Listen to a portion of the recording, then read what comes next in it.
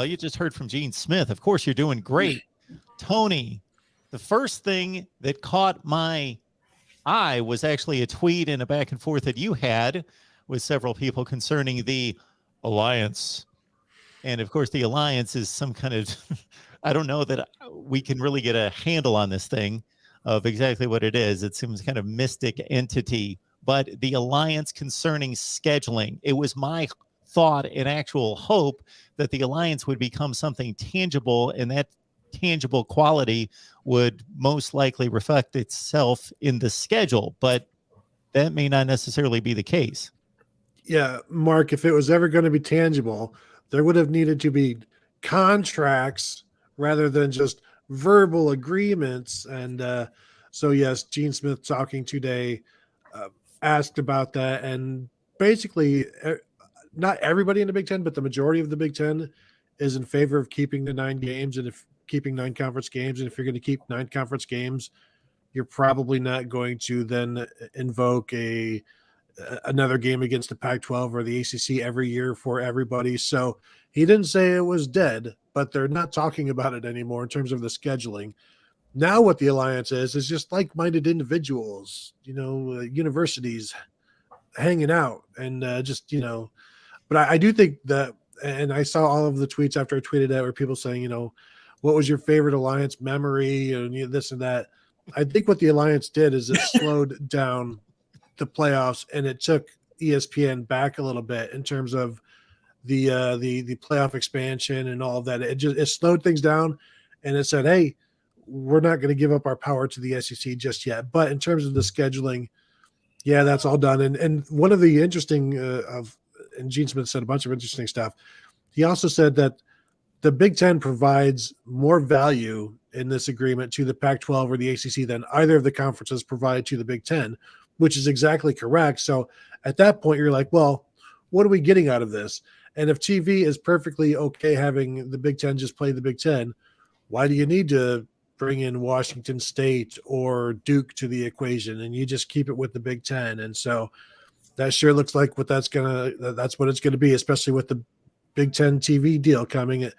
I'm guessing if the television partners were like, yeah, we'd like to see more of this alliance, then maybe it would have been more aggressive. And then, but you probably got the feedback like, yeah, we don't really need the ACC or the Pac-12. Like, and so the Big Ten is like, cool, we'll just stick with 9 conference games.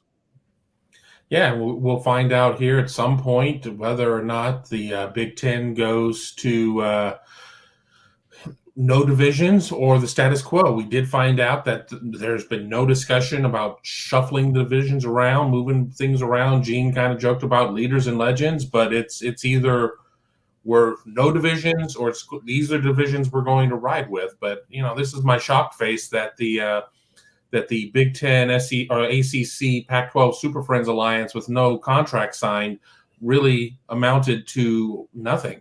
And, so it'll be interesting to kind of see how that moves forward. The television deal, as we saw a report in the Sports Business Journal that they expect ESPN's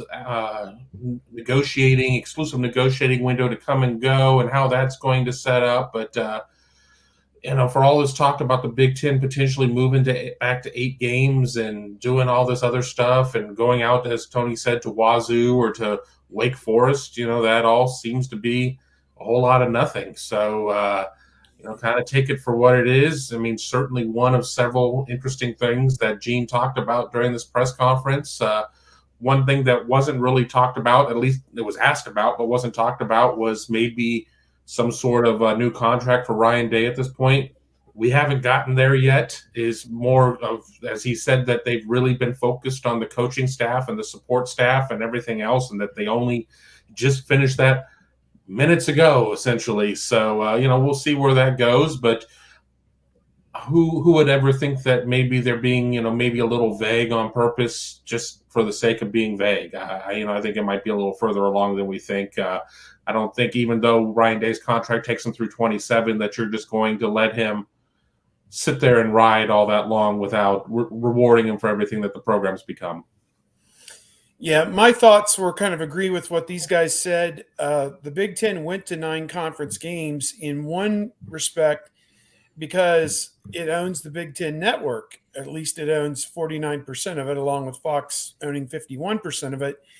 And when they did that, it created this entire inventory of extra games that had this conference imprint on them that, are worth an extra half point in the ratings just because they're conference games. I mean, Maryland, Minnesota, you say about it whatever you will, it's a Big Ten regular season conference game, means more than Maryland playing Temple or Syracuse or somebody like that, which is kind of a meaningless non-conference game. So that's the first thing.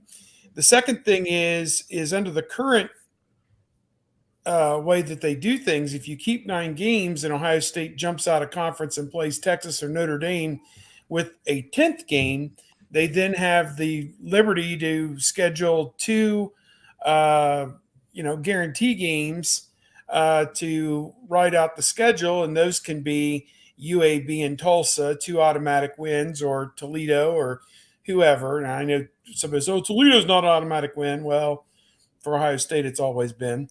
So that's the thing. And if you have this alliance with 9 games in the conference, then that alliance game has to be the 11th game.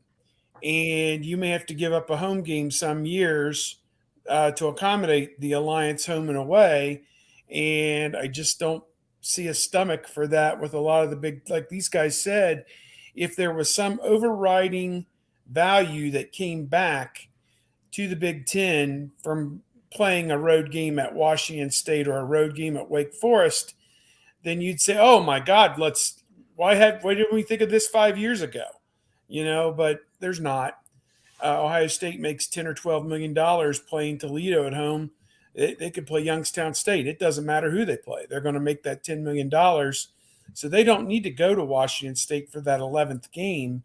Or I use them as the redheaded stepchild in this whole alliance thing, just because how do you fly a big plane into Pullman, Washington? It's like going to State College. How do you get there? So, any rate, that was my first take on that. Agree with what a lot of the others said.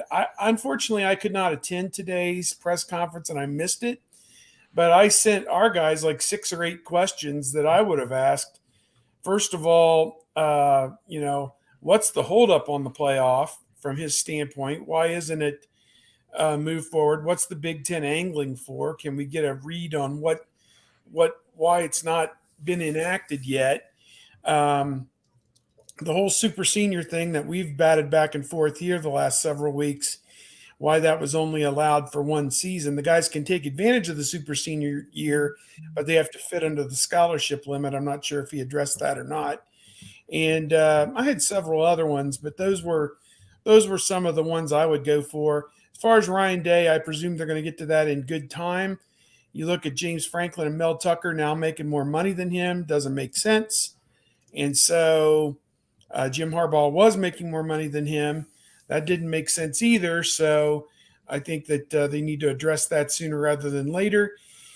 And then Chris Holtman's kind of the elephant in the room, the basketball coach. I know we don't talk a lot about basketball here, but he's in the 5th year of a 7-year contract. I think this 5th year of an 8-year contract. So he would come out this year with 3 years left. I think it's time that, if you're going to retain him, that you've got to give him some kind of automatic rollover, or tear that up and give him a 5-year deal or something like that. But, a lot of politics involved there. He's never been to the Sweet 16 or won a Big Ten championship of any kind. So maybe get through this spring and see where he leaves this program after this NCAA, and maybe if they make a run, the timing's right to rip up his contract and give him something that shows him, hey, we don't want you to go to Louisville. We don't want you to go to Kentucky. We want you to stay here. So I know, again, we don't talk a lot of basketball, but that's certainly on Gene Smith's radar, no doubt.